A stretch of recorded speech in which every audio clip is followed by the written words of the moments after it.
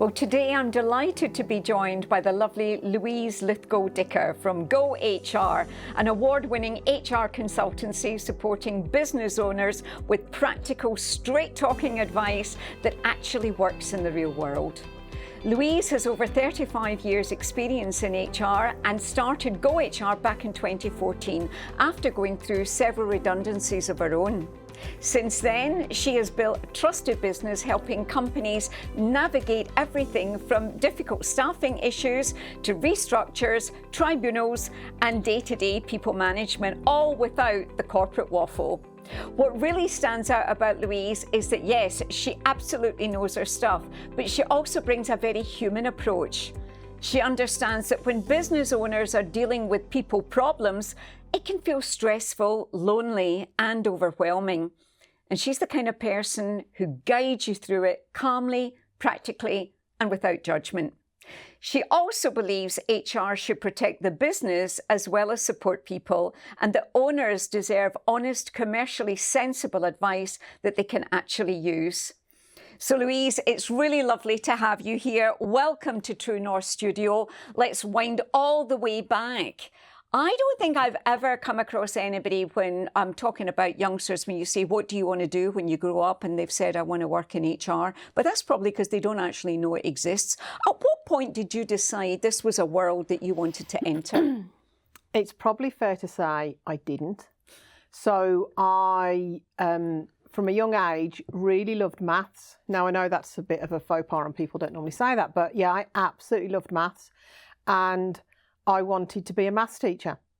But life had a different route for me, and I left school unsure quite how I was going to do that. And I remember my mum turning around to me and going, right, get yourself up the job centre, because it is back to the days when you wanted a job, you went to the job centre, and get yourself a job. So off I trotted to the job centre, and there was a wages clerk job, and I went, wages, money, numbers, that's got me written all over it. I was really happy. Went for the interview, never forget it, John Wedge was the man who interviewed me. And he did the whole of the interview and turned around and said, interview was great, but we've got no jobs left in wages. And you know, it probably started my life of people going no. And I found myself in a place of going, okay, well, is there anything else? And he went, yeah, I've got a job in my team. Would you come and join the personnel department? So personnel. That's what it used to be called, yeah. Yeah, personnel, here I come. And I started there as a personnel records clerk. So the absolute bottom run of the ladder within the big HR world now. And I loved every minute of it. I loved being able to be nosy into people's stuff, ask questions that nobody else would have the bravery to ask. And I built my career from there. And that was a few years ago. Yeah, just a few, thank you. Yes, that's 35 years ago I started, and I started in retail. Yeah. So it was Lloyd's Chemists, which you kind of see all around the place. And it was at the point where they were growing, so there was lots of acquisitions and going and doing due diligence into new companies. And I suppose looking back now, did I throw myself at the deep end? Absolutely. And Louise, from conversations that we've had in the past, I know you're really passionate about what you do, but for other people, maybe you're watching just now and you're thinking, HR, what are some of the biggest misunderstandings you think people have about HR? That I go around with a notebook and I write everything down to hold against you forever.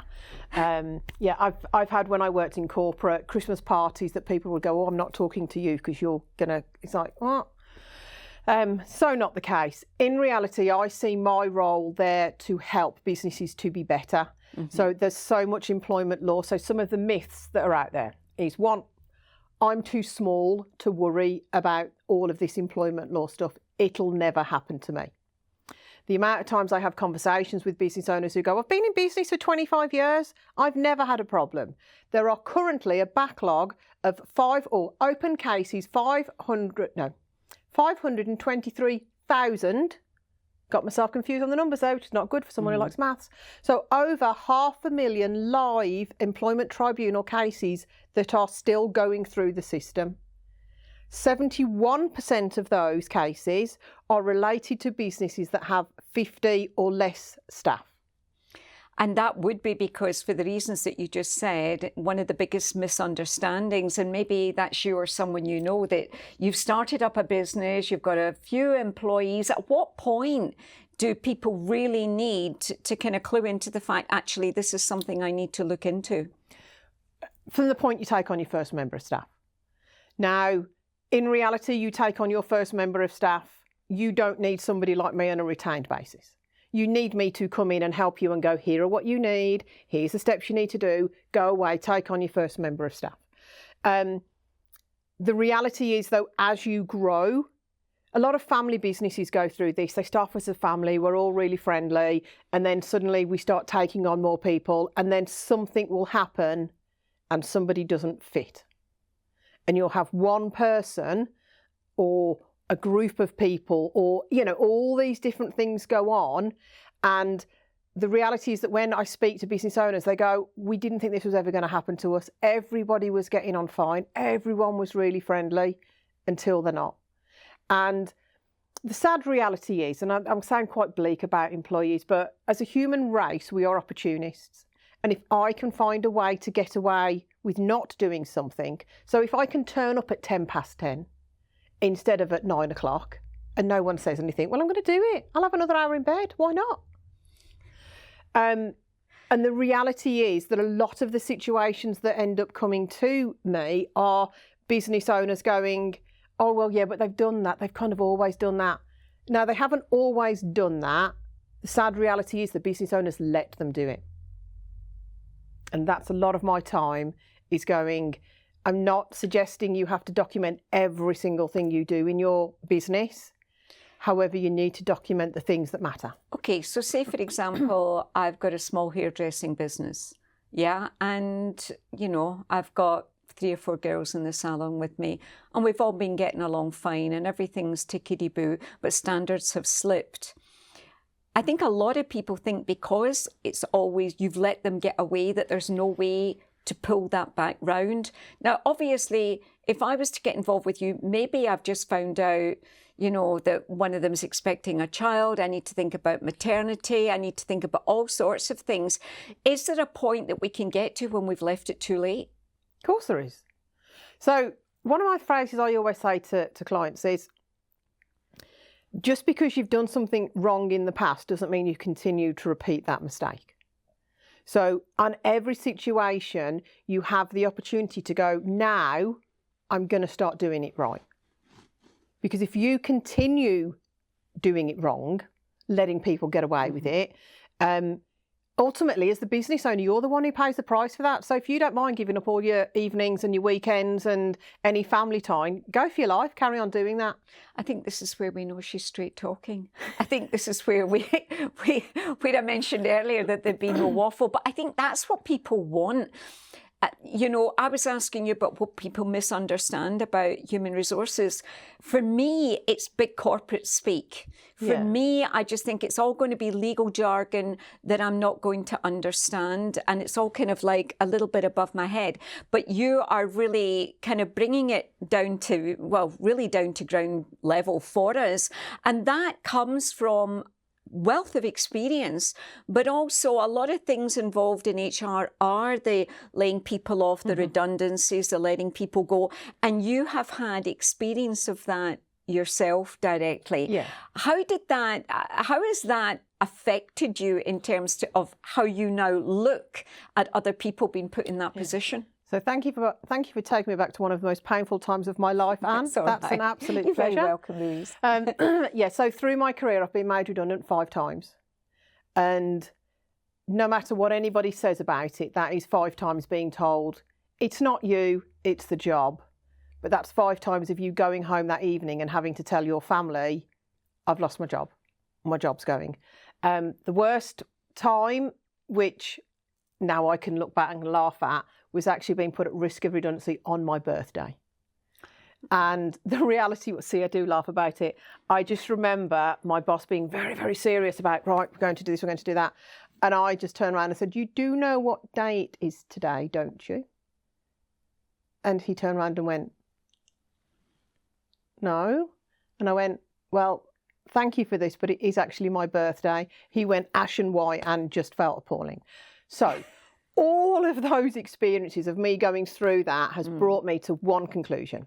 No matter what I am doing in any situation at all, I maintain the self-respect of the person who I am interacting with. So whether we are in a redundancy consultation, whether we're in a consultation about changing terms and conditions, we could be just talking about actually introducing a new employment contract, a new process, anything, no matter what it is, we remember that the person on the opposite side is a human being who has feelings, who has a family to go home to.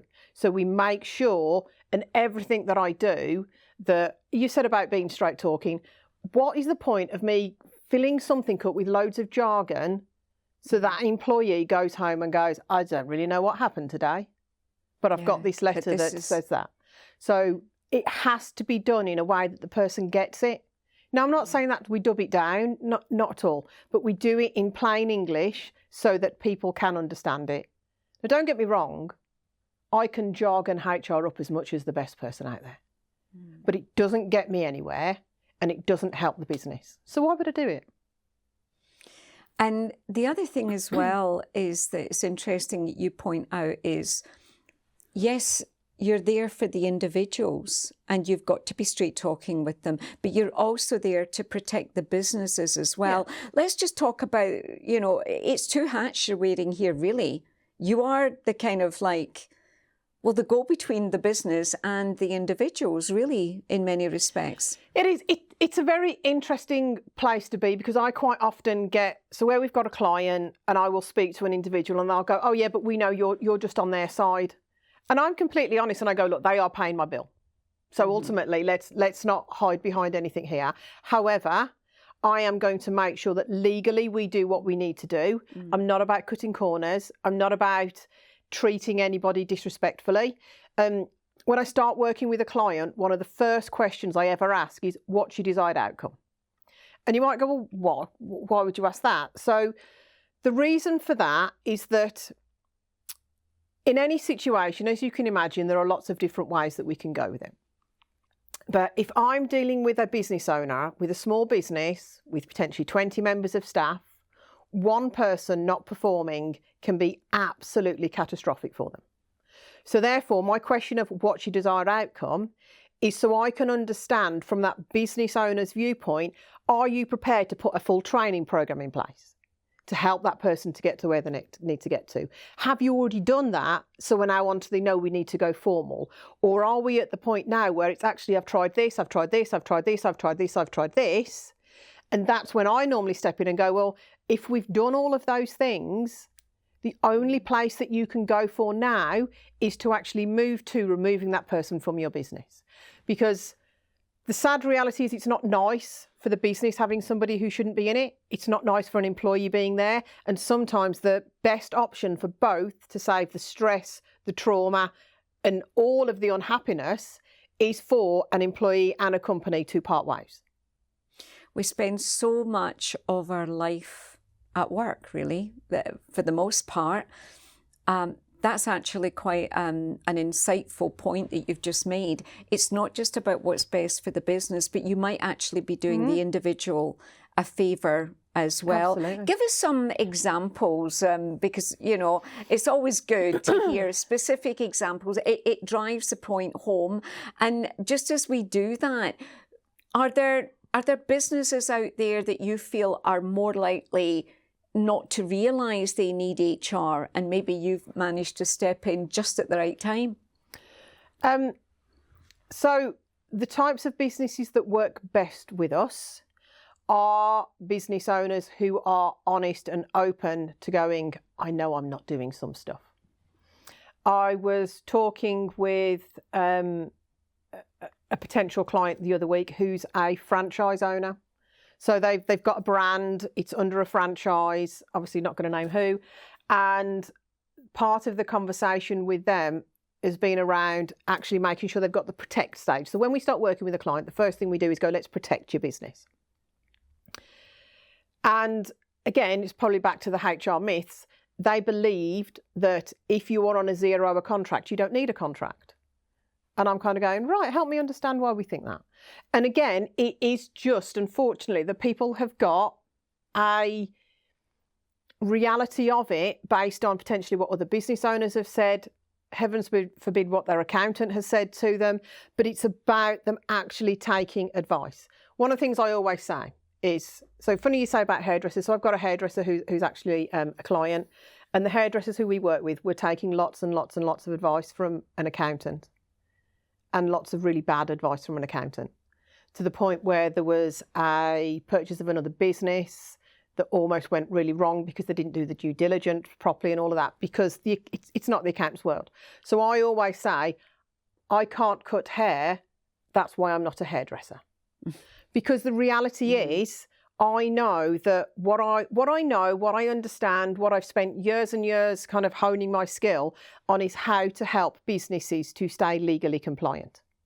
So it is about taking all of the tools that are needed for a small business, cutting out all of, as you said, like the corporate waffle and all of that. They don't need a lot of it, but they do still need the correct foundations to make sure they're protected, to help them to stabilise and to help them to strengthen what they've got. A lot of that is trust, Louise.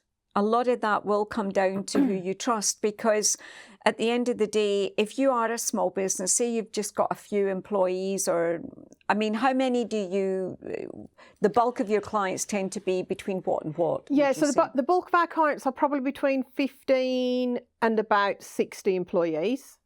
But if I give you an example, so we've just started working with a national house builder. So they have 80 staff. And as part of when I started working with them, they'd gone from having an internal HR to going, we're not sure that they'd basically lost faith in HR.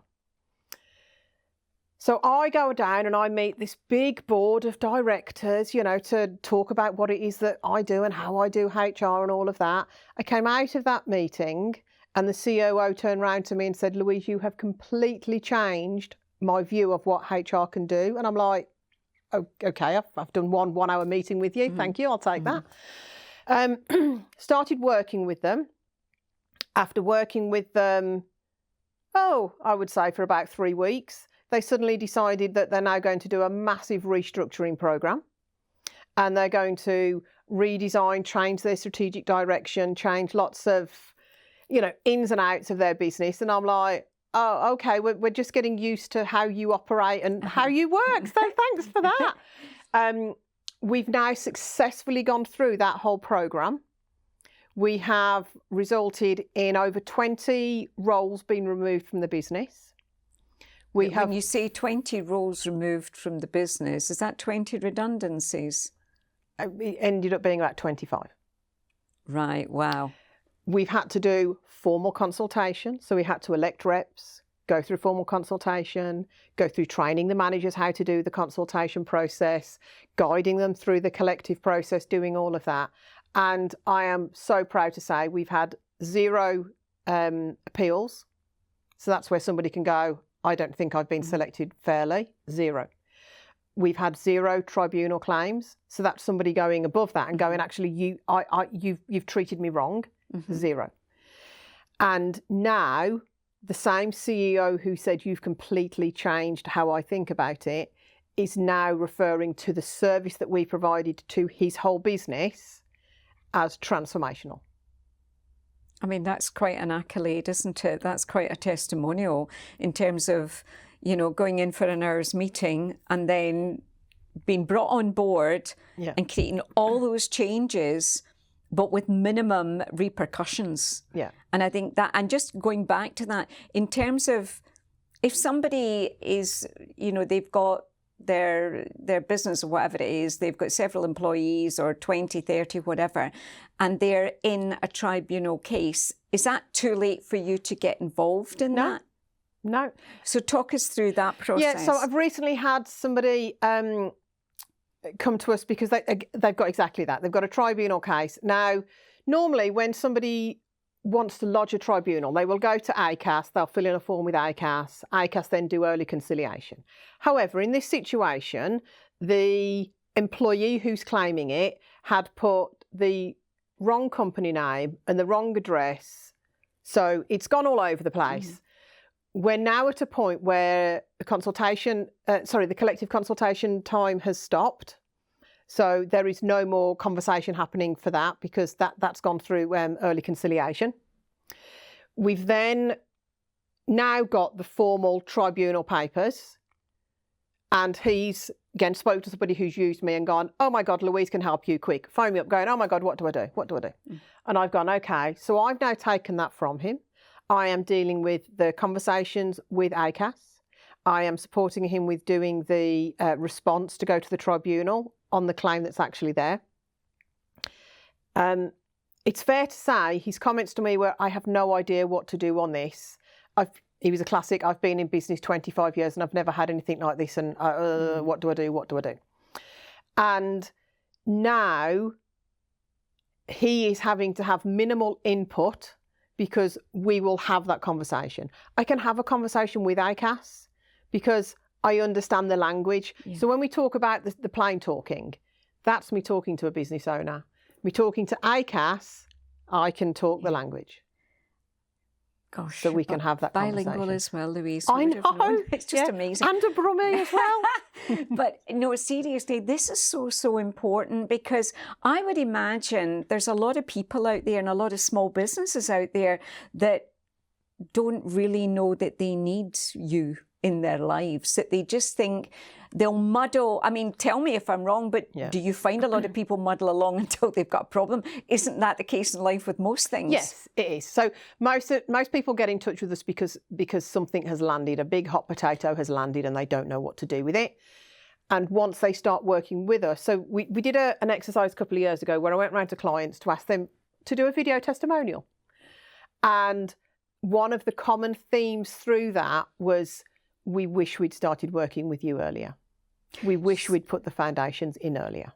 So all your experience in HR, and not rubbing in about the 5 redundancies, but that's what led you to think, I'm going to do this for myself. And you have started this. And there must have been a point, I mean, you must have been quite nervous starting up. Or no, I don't do nerves. I'm quite lucky I don't do nerves. No, I remember going to see a recruitment agency about what's my next stage in my career. And this was probably 5 years before I actually set up. And she basically went, why aren't you working for yourself? And I'm going, because I don't want to. Thank you very much. I was very loyal. I was a corporate. Yes, I could, And she turned around and said, no, Louise, she goes, your CV and the places you've worked, the blue chip companies you've worked in, is building to you having such credibility to work for yourself. Now, I think like everybody, did I believe that in myself? Probably not. And I continued until I got to the point and I just went, actually, there's got to be another way. So I just had my second child. And at that point, I was getting contacted by people I knew going, oh, I know you're on maternity leave, but could you just answer this for me? And I know, could you, And that really highlighted for me that there were lots of businesses out there, either one, not getting any support at all, or secondly, getting shockingly bad advice. The wrong support. Yes. Yeah. Yeah, exactly. It's almost like, what's worse than having no support? And that's the wrong support or advice. Yeah. And so then you came on board and you started doing this. Now, presumably you're not the only company in existence in the UK that does this. No, not at all. Not at all. Well, I am asking you to blow your trumpet a little bit here, but why should people go to you and how do they find out about you? So, oh gosh, see, here's the embarrassing bit. I am a multi-award winning consultancy, so I am not scared to put my head above the parapet and go, are we actually any good? And you have won several awards, haven't you? Yes, we've won rather a lot. we are currently HR Consultancy of the Year for London and South East, HR Consultancy of the Year for Central England. It becomes a little bit embarrassing. No, but it's not. Don't be embarrassed. Keep going. SME HR Provider of the Year 2026, Diamond Entrepreneur, Female Entrepreneur 2026. We are really, really proud. And I think the awards that make us most proud are the ones that talk about working with small businesses. Yeah. Because that's where they need really, really genuinely need the help. And interestingly, the National House builder who I work with, they actually, at the point where they were thinking of needing to bring in HR or additional HR support, the conversation with them went along the lines of, I've seen you've won quite a few awards, so I thought I better have a conversation with you. And that, I mean, again, people talk about, word of mouth, and that's really important. But when you're officially recognised for the work that you've achieved and for the work you do, I mean, at the end of the day, that is what is going to make a difference. If you are sitting there and thinking, I know I need help with HR, who should I go to? You want to go to somebody who knows what they're doing, who's got the experience. You also would probably rather go to somebody who's been recognised, other than word of mouth, in terms of the awards that they've received for the work that they've done. And thirdly, and not the least importantly, you want to be able to work with somebody that you can trust, that you get on with. And I think that's what comes across here, Louise, is that sitting on the sofa, having this conversation, I think a lot of people will think, well, if I've got to get involved with HR, it's just this faceless name out there. It's like HR. I don't know why we have that image, but we need to realise that HR is a person. HR are people. Well, HR should be people. Yeah. And I think that's the reality. I mean, I said to you beforehand, didn't I? Sorry to cut across you there. Sorry. But I remember when we were having a chat beforehand, I said, how did HR get its name? And what Louise was doing was telling me what HR was. And I was thinking, no, that's not what I'm asking. Yeah. I'm saying, who came up with the name Human Resources? Because I have had my fair share throughout my working life. And it's been a department that everybody's felt a little bit uncomfortable and a little bit wary of. Yeah, and that's the reality. It's back to the, going around with your notepad. That's what people think. It's like, oh, you're taking notes on that. I mean, I know you might not like this story, but I'm going to tell the story anyway. I used to, in my corporate life, I remember, I've always attacked HR differently. And attack is probably the right word, hence why my company's Go. Do you know what I mean? Because I'm not going to sit there and do nothing. And I remember I was looking...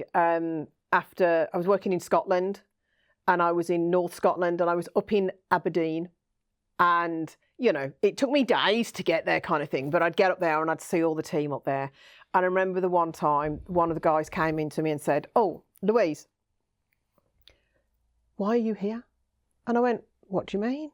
And he went, "Well, why are you here? Because if you're here, it means someone's in trouble. Because HR only ever come out when someone's in trouble." And I went, "Did you know I was coming?" And he went, "No."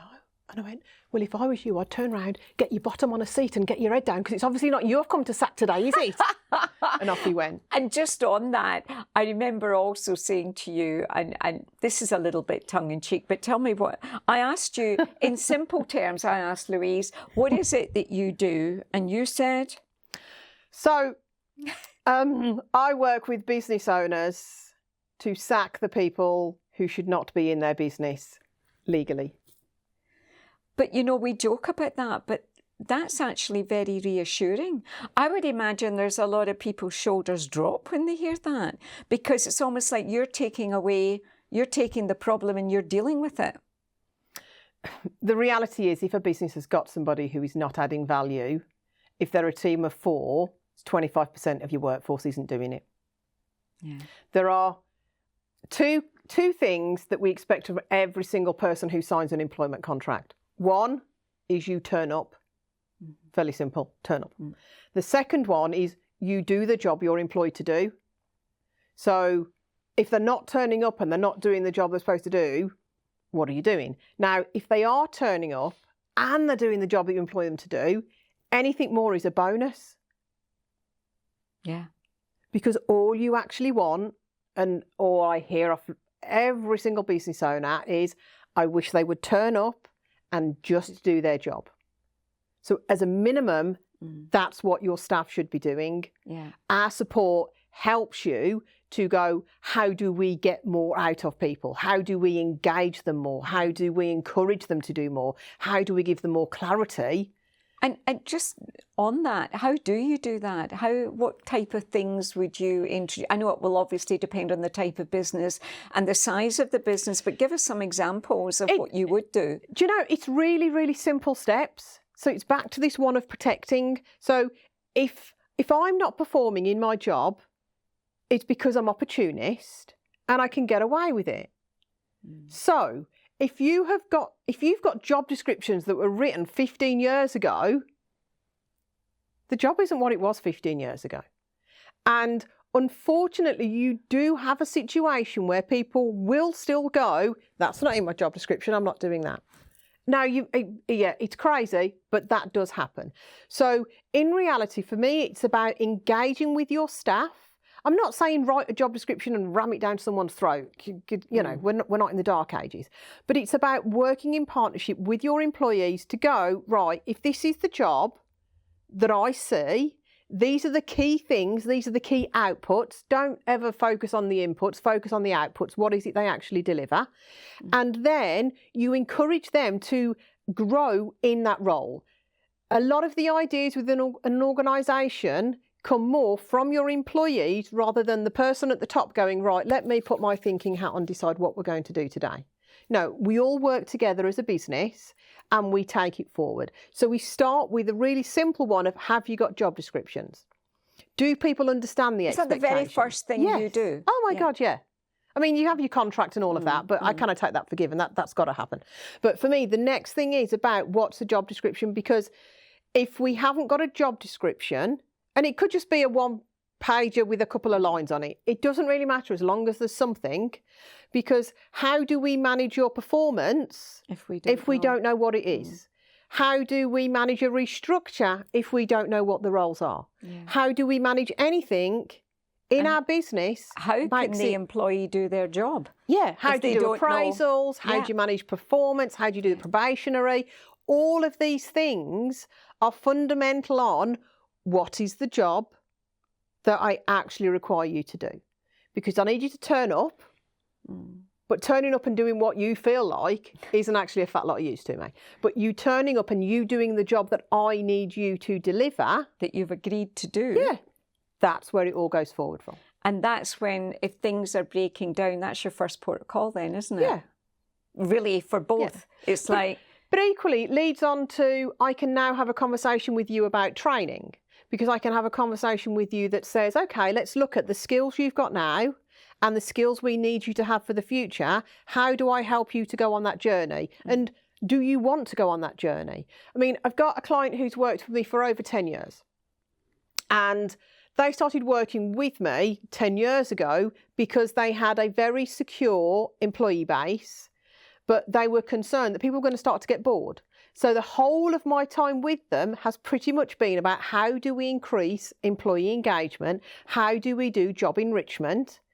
I mean, they are astounding. They've now brought in management apprenticeships. So they're a company with 15 staff. They don't pay into the apprentice levy, and a lot of small businesses don't realise that you can actually get apprentice-funded training and only pay 5% of the whole value. I'm going to come on to this towards the end, but I'm just very aware of the fact that if you're watching and you're thinking, I really, really seriously need to be doing something about it, where do people start? Going on your website, giving you a call? So LinkedIn is probably my favourite place to play. Yeah. I do like doing posts. Yeah. I like giving away lots of free information and everything as well. No, you do. So, yeah, you can find me. I mean, there aren't many Lithgow-Dickers out there, it's fair to say. So Louise Lithgow-Dicker, you will find me on LinkedIn. Yeah. I have got a website. I do love my website. I mean, it's my logo. Who doesn't love my logo? Do you know what I mean? It's all very colourful. Everything that I do is very colourful, probably hence why the colourful outfit today. But yeah, I would just invite anybody to get in touch with us. Is there anybody you don't work with? Is there people that you think, well, no, there's no point in coming to me? If you just want to sack somebody for the hell of sacking them, no. Okay, so that's not your game. But no, but even the smaller businesses. No, so we work with we've got a complete variety of businesses, from the accountant taking on their first member of staff to, as I say, a national house builder with 80 staff. We have got beauty salons who are growing, and they've now taking on their an additional 3 staff to take them up to nine employees. So it's about us giving the right support at the right time. I've got a team. It's not just me. Do you know what I mean? So I've got a team. So that means that we can tailor the right support for you at the right time. And in your industry, in terms of supplying HR services to these small, medium-sized companies, how big a differentiation is there between cost between your competition and you? I dare say we're not the cheapest. I dare say we're not the most expensive. So in reality, if somebody wants cheap, there are ways to get really cheap HR support. Yeah. I've been working with a client for just over 12 months, and the initial conversation with him was, I have X provider and I hate calling them, was his exact words. I hate calling them. He said, so I would rather, what can you do for X? Gave me an amount. This is how much I'm paying them, and I don't want to phone them. So you can have these kind of conversations with people. Yeah. And with him, he said, right, I'm prepared to give you X. You tell me what you can provide for that, because then I'll not phone you because I won't have any issues. He phones me. Yeah. He phones me. That's because he knows that when he phones me, he gets support that delivers what he needs. I don't mess about. I'm not a time waster. Can't be doing with time wasting. I want to look at where is it people want to get to, how can I get them? In all honesty, Louise, and it's very refreshing. That's what I was going to say. It's like a breath of fresh air. It's like my eyes are being opened into the world of HR here. It is a breath of fresh air. And whilst we're just talking about cost and price, what would you say are the risks and the costs of not investing in HR? What are the most common ones, would you say? See, now you are taking me down a route I don't like going down. Yeah. And let me tell you why. Because I never, ever believe that I want to sell my services on fear. Do you know what I mean? Right, okay. However, it's a reality. The reality is there. So if somebody is to put in an employment tribunal claim, the maximum award for unfair dismissal at the moment, and the caps are all changing and it's going to be unlimited and it's going to be a free-for-all, is £118,000. Yeah. Now, again, when I go out networking, I will quite often say, please make sure you've got at least 100 grand in the bank in case one of your employees does sue you. And that's a really harsh reality of it. But even something as simple as not giving an employee a contract by day one, for that, there's an automatic award of between 2 and 4 weeks' pay. Seriously? That's just for not giving them a contract on day one or by day one. You know, I mean, you're saying here that, this is a route that you don't want to go down, but it's a route that every small business owner really needs to go down, because they need to know the risks involved. Yeah, they absolutely do. I suppose why I say I don't want to do that, I don't believe in doing tons of marketing out there going, you're going to get fined, you're going to get this, you're going to get that. Right, do you know what I mean? So I don't, because there is so much around at the moment with all of the changes with the Employment Rights Act, with all of the changes that are coming in with costs and things, and changes in how much you've got to pay for tax and all of that, and NI and everything for employers, that there is now a very real question for a small business owner of, do I really want to have staff? So for me, I wholeheartedly believe that if you are a business who is growing, who needs additional support, the best way for you to do that is through having employees. So for me, I've got a team who work for me. They are all employed, because I know that by employing them, I can train them correctly, I can invest in them, I've got It's their safe. yeah, but it helps me to know that the quality of what we deliver from any one of the team is the same.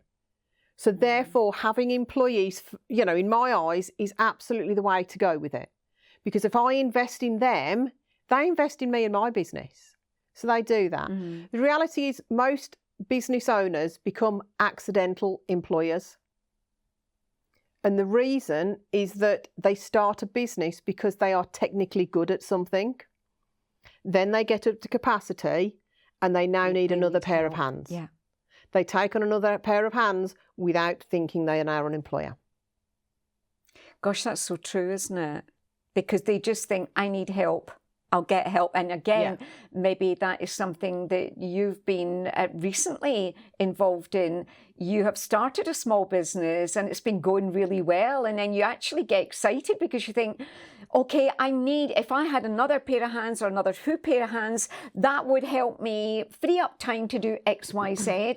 But we mustn't make the mistake of overlooking what that should entail. Yeah. And keeping everybody safe. And I do like that in terms of the fact that you say it's not just about keeping the employees safe, but it's keeping the businesses safe as well. Yeah. So the way that I look at the role that we play, it's about taking the legal risk, so the employment law risk, and it's about managing that with the commerciality of the business risk for a business owner. And bringing those together, because if I give advice that's just purely employment law risk, I'm missing the bigger part of their world. So we have to look at what's the commerciality. And there are times when I will turn around to a business owner and go, really, you can allow that to happen because that's going to have more of a business risk on you. So I will have that conversation with them. I have been at times turn around to clients and I've gone, if you need me to be your backbone, I will. Because I get it. You like your team. Well, you're just one step removed, aren't you? Yeah. But it's also the one of sometimes just supporting business owners to make the decision that they know they need to get to, but I help them to kind of see the reality of doing that by playing through, well, what happens if we do this? What happens if we do this? What happens if we do that? And just going back on, what are the main things? I mean, we said obviously they need a contract. What are the main issues, the most common ones that people come with when they're approaching the whole HR world, as it were, for the first time in a small business? So the biggest thing is just not knowing. And especially with all the noise that's been about the Employment Rights Act. So it's the one of, I've got 3 waiting days for SSP. No, you haven't. Oh, okay, I thought I had, you did have, but it's now changed. And it's the speed of things changing. So hard to keep up. Yeah, it is immense. I mean, I laughingly say that, by all means, as a client, you can come along with me to one of the employment law. We go to regular employment law updates. You can come along to them. I did take one client once, and at the end of it, she came to me and she went, thank you for letting me come. I never, ever want to come to one of these again. She goes, because I didn't understand any of it. Yeah. So I You're passionate about it. Yeah, I know. I'm really sad. No, you're not. But we need, for what you do, we need you to be really passionate about it and into figures and into taxation. Because I would say for the majority of us out there, that's not what we're into. We're into what we're into, and that is running our business. And that is knowing, really, that somebody else is taking care of everything else. Because I'm sorry, I've got better things personally to do than sit and worry about taxation, even just for myself, let alone for other people. Keeping ahead of national insurance contributions, all of that, maternity, everything that, you really have to be, completely on the ball with it. And I think we've got enough to do. I think if you're a big, huge blue chip company, that's different. But where the mistake is, a lot of us not realising we actually need you, Louise. Yeah, so I have worked for the big blue chip companies. I remember had a team working for me. And somebody asked the team, so I was there as HR director, and somebody asked her a question about, well, how good is Louise really? which I thought was a bit cheeky anyway. And her response was, Louise has forgot more about HR than I even know. Mm-hmm. And that's what I think I don't recognise in myself sometimes. That, you know, I think I do have quite encyclopedic knowledge of HR and the how to do different things. I've got one client who is desperate to find something that I haven't done before. And he will phone up and I'll go, right, this has happened now. And I'll go, well, no, I haven't dealt with that, but that's not actually HR. And he goes, I don't care, I found something you haven't done. I'm like, but it's not HR, do you know what I mean? And it is because I think if I look back at my career and all the things that I've dealt with through my career, it's, for me, the fundamental is we do it honestly, we do it ethically, and we do it morally right. Yeah. So everything is underpinned by that. Now, I have a bit of a laugh, as you know, I have a bit of a laugh. I've definitely got a character. Mm-hmm. Actually, when I worked in corporate, I was told my character was too big and that I needed to dub it down a little bit. Now, that is what my clients love above all else.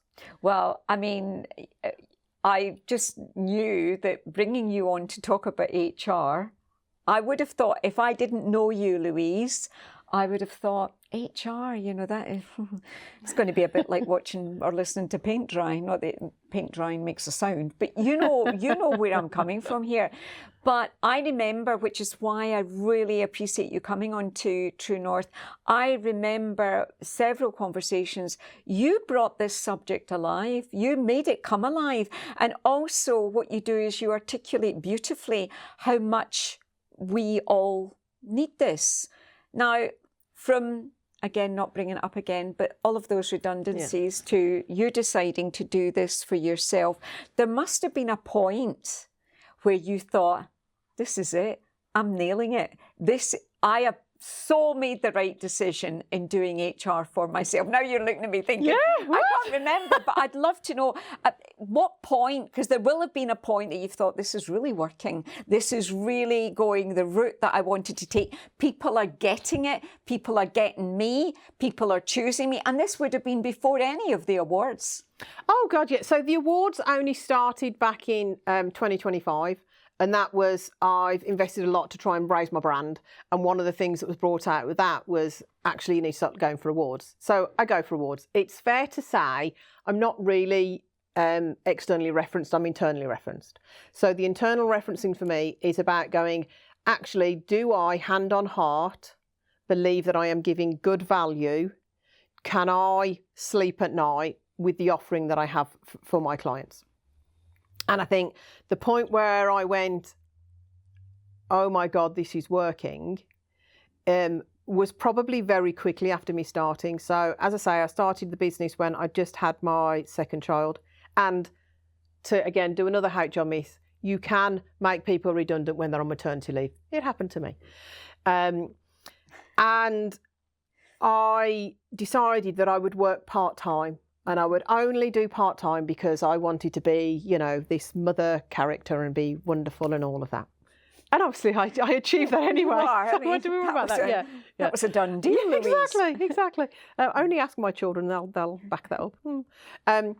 And after, so the plan was that when my child went into nursery, like proper educational nursery, so what's that, about four, I would be working, that's when I would start to think about increasing a little bit more. After 12 months of having my business, I had to work full time. That's just how busy you were. How busy I was. And I grew my business in the early days purely through recommendations. Mm-hmm. And it was, my husband works in construction. People in construction, business owners in construction, don't necessarily like to say that they've got people issues and problems and all of that because, you know, stiff and, you know, we're fine. However, it was really interesting that when I'd go to his charity dues, that once they'd all had a few drinks, they'd all come to me going, oh, you do HR, don't you? Can you help me? So I'd kind of sit there with like a therapy couch trying to help business owners go, right, well, think about doing this. And then they'd all be like, oh, yeah, I need you, don't I? Yes, you do. Yeah, you do. Exactly. And if if the phone was to go today, or some of you were to get an email after this interview, and it was somebody that thought, oh my goodness, you know, life is crumbling around me, I desperately need some help. What are some of the big challenges that people think, oh, is there even an answer to this, that you just rub your hands and think, let's get going with this because I can help you? It's fair to say I'm really good at crisis management.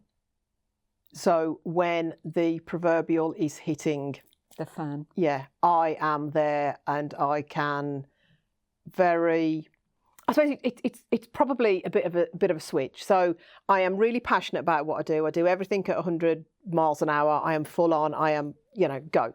However, in a crisis situation with a client, they are the ones who are flapping, and I am there as that calm voice. Right, let's just stop. Let's look at this. Let's look at this. Let's look at this. Gosh, I feel myself heaving a sigh of relief just thinking about it, but it must be such a relief for when you're stuck there and you think, oh gosh, I don't know what to do. Have I left it too late for this, that and the other? And you get somebody as capable as yourself, as experienced as yourself, to cut through the noise, because everybody starts giving us different opinions. Yeah, so let me give you an example of a client who was working with a national HR provider, and they didn't tell me. Okay, so I got a phone call saying, we've got somebody who has been off sick for the last 6 months and I'm not too sure what to do. And I went, okay, cool, fine. I'll come into your office, I'll come and see you, we'll have a meeting, we'll put a plan together, we'll do this, we'll do that, we'll do the other. Within 2 weeks from that first initial conversation, it was resolved, and to put it bluntly, the person decided that they weren't going to stay within the business because we'd had the honest conversation. For me, honesty is a massive part of it. After that was all resolved, the client turned around to me and he went, oh, that was quite good. And I went, okay. And he went, yeah, he said, I've been working with X. He said, and they've been helping me for the whole of the last 6 months. And we have got nowhere. Yeah. He said, and you've come in and within 2 weeks, you've taken away the biggest headache and time sap in my business. And you've just done it straight away. And that's what we want at the end of the day. We want swift solutions to whatever those problems are. If someone is watching just now, how would they know that they need your services, and why should they pick you? We're nearly at the end now. Okay.